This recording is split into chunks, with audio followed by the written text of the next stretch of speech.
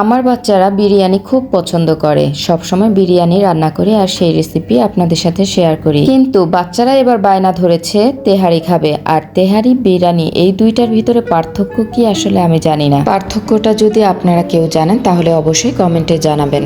Hello, আসসালামু আলাইকুম, কেমন আছেন সবাই? আমিও ভালো আছি আলহামদুলিল্লাহ। এবার মূল রেসিপিতে যাওয়া যাক। এখানে আমি মাংসগুলোকে খুবই ছোট ছোট করে কেটে নিয়েছি এবং কেটে ধুয়ে পরিষ্কার করে নিয়েছি, আর এক এক করে সব মশলা আমি দিয়ে দিয়েছি। প্রথমে আমি হলুদ গুঁড়ো, মরিচ গুঁড়ো, ধনিয়া গুঁড়ো দিয়েছি, এরপর দিয়েছি আদা রসুন আর জিরা পেস্ট, আর দিয়েছি প্রাণ তেহারি মশলা, তারপর পেঁয়াজ কুচি আর সরিষার তেল দিয়ে আমি খুব ভালোভাবে হাতে মাখিয়ে মাংসটাকে রান্না করে নিব। একটা কথা মনে রাখবেন, মাংসটাকে যত ভালোভাবে আপনি মাখাবেন মাংসটা ততই মজা হবে। আর তাই আমি সব রকমের মশলা দিয়ে মাংসটাকে খুব ভালোভাবে মাখিয়ে নিচ্ছি। এরপরে আমি মাংসটাকে ভালোভাবে কষিয়ে রান্না করে নিব। তেহারিতে আলু দেয় কিনা আমি জানি না, তবে আমার বাচ্চারা আলু খুবই পছন্দ করে, তাই আমি ওদের জন্য কিছু আলু দিয়ে নিচ্ছি। আর এখানে আলুগুলোকে আমি প্রথমে ভেজে নিচ্ছি, আর ভাজার পরে আগে থেকে কষিয়ে রাখা মাংসের ভিতরে আমি আলুগুলো দিয়ে নিব আর আরেকটু ভালোভাবে কষিয়ে নিব।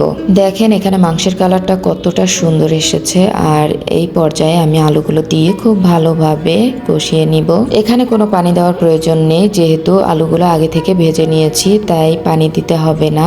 মাংসর সাথে খুব ভালোভাবে রান্না করে নিলেই হবে। মাংসটাকে রান্না করা হলে আমি পাশে চুলায় রেখে তারপর আমি বসিয়ে দিলাম। এখানে খুব বেশি মশলার প্রয়োজন নেই, পেঁয়াজটাকে ভেজে তারপরে চাউলটাকে ভেজে নিলেই হবে, কারণ মাংসের ভিতরে যেহেতু সব ধরনের মশলা আছে তাই এখানে এক্সট্রা মশলা দেওয়ার কোনো প্রয়োজন নেই। আমি এখানে চাউলগুলো খুব ভালোভাবে ভেজে নিব, আর খুব ভালোভাবে ভাজা হয়ে গেলে তারপরে আমি পানি দিয়ে দিব। চাউলটাকে যত ভালোভাবে ভেজে নেবেন বিরিয়ানি কিন্তু ততই ঝরঝরে হবে, আর বিরিয়ানি, পোলাও এগুলো কিন্তু ঝরঝরে হলে খেতে ভালো লাগে। রান্না করতে করতে আমার একটা পার্সেল চলে আসলো, আর পার্সেলটা দেখে তো আমি ভীষণ খুশি হয়ে গিয়েছিলাম। চলুন ছোট্ট করে একটা রিভিউ দেখা যাক। অনেকদিন ধরে ভাবছিলাম রান্নাঘরের জন্য একটা অর্গানাইজার নিব, তো অবশেষে অর্গানাইজারটা আমি হাতে পেলাম। অনলাইনে অর্ডার করেছি, তাই ভাবছিলাম জিনিসটা না জানি কেমন হয়, কিন্তু জিনিসটা হাতে পাওয়ার পর আমি ভীষণ খুশি হয়ে গিয়েছি। এদের প্যাকেজিংটা খুবই ভালো ছিল, এত সুন্দর করে প্যাকেজিং করে পাঠিয়েছে, নষ্ট হওয়ার কোনো চান্স নেই। সুন্দর এই কাঠের অর্গানাইজারটা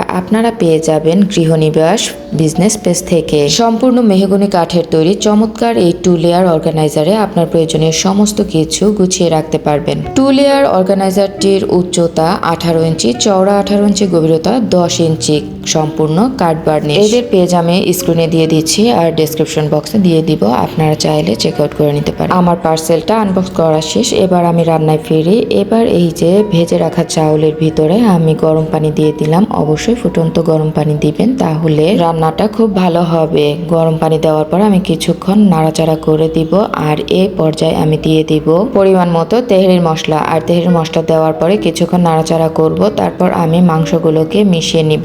আর লবণ দিতে একদমই ভুলবেন না, আমি ভুলে গিয়েছিলাম, পরে আমি দিয়ে নিলাম। দেখেন মাংসটা দেখতে কতটা সুন্দর হয়েছে, কতটা লোভনীয় হয়েছে। এখন আমি মাংসটা ঢেলে দিলাম আর খুব সুন্দরভাবে মিশিয়ে নিব। আমি জানি আমার আপুরা অনেক ভালো রান্না করে, আমার চাইতে অনেক ভালো রান্না করে। আমি কাউকে শিখাচ্ছি না, এটা একদমই ভাববেন না আমি আপনাদেরকে শিখাচ্ছি, তবে আমি নিজে যেভাবে রান্না করি সেটাই আপনাদের সাথে শেয়ার করছি। আর এবার সবশেষে আমি দিয়ে দিব ঘি। ঘি দিয়ে কিছুক্ষণ আমি দমে রাখবো, তারপর হয়ে যাবে তেহারি রান্না। ফাইনালি আমার তেহারি রান্না করা কমপ্লিট হয়ে গিয়েছে।